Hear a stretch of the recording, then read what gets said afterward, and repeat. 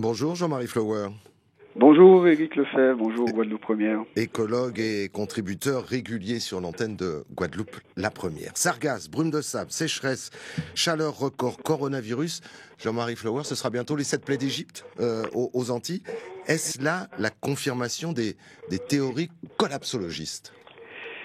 Alors c'est trop tôt, c'est définitivement trop tôt pour le dire, puisque les collapsologues eux-mêmes, dont je me distingue un petit peu, mais je suis assez proche de leur façon de voir les choses. Jean-Marie Flower? Alors, on vous a perdu, mais on devrait le retrouver dans un instant.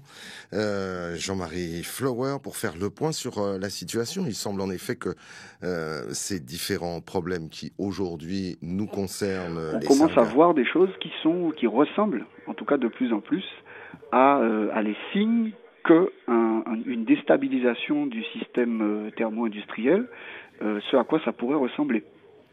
Donc, parce que on met en plus en lumière des liens. Je faisais une liste rapide, on pourrait d'ailleurs rajouter quelques autres points sensibles, mais Pascal Safache, qu'on entendait sur cette antenne et dans le journal il y a 2 jours, expliquait par exemple que les poussières du Sahara, elles nourrissent les sargasses.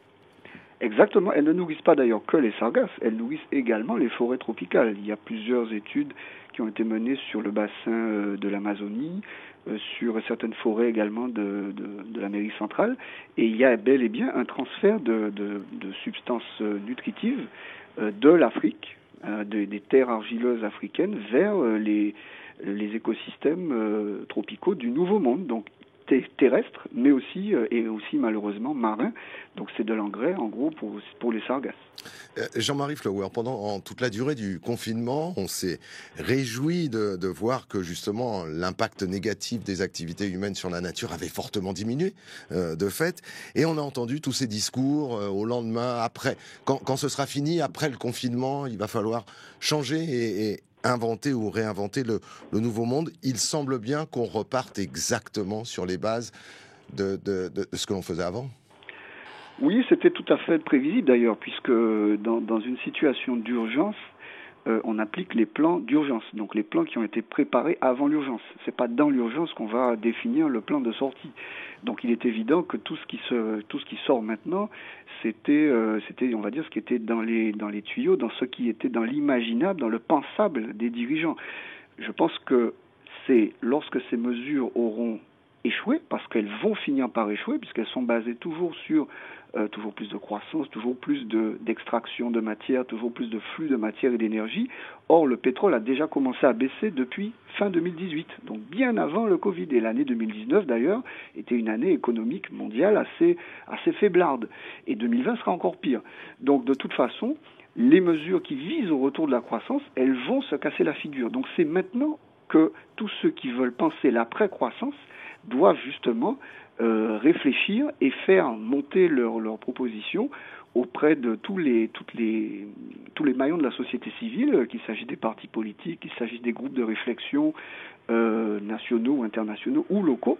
Je pense au CIPA par exemple, qui a des propositions qui essaient d'anticiper un certain nombre de choses pour que justement lorsque les mesures actuelles auront montré qu'elles ne sont pas efficaces ni pour faire reculer le chômage, ni pour verdir l'économie, ni pour réduire les inégalités, etc., qu'à ce moment-là, on se retrouve avec des réels plans d'urgence de transition écologique qui permettent non pas d'éviter l'effondrement, mais malheureusement d'en limiter les conséquences les plus négatives.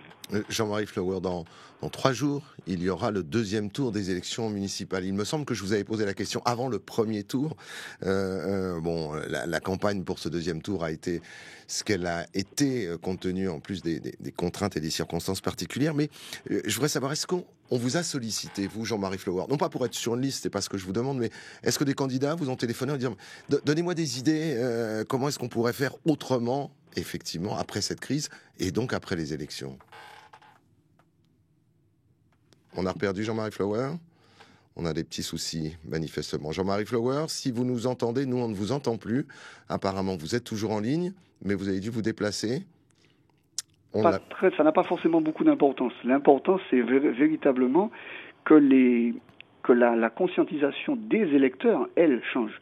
C'est vrai que les candidats, ils seront le reflet des électeurs. S'il y a une pression des électeurs pour, par exemple, faire baisser les quantités d'eau usée non traitées, eh bien, ça se fera. S'il y a une pression pour qu'au contraire il y ait plus d'adduction d'eau potable, eh bien, ça se fera.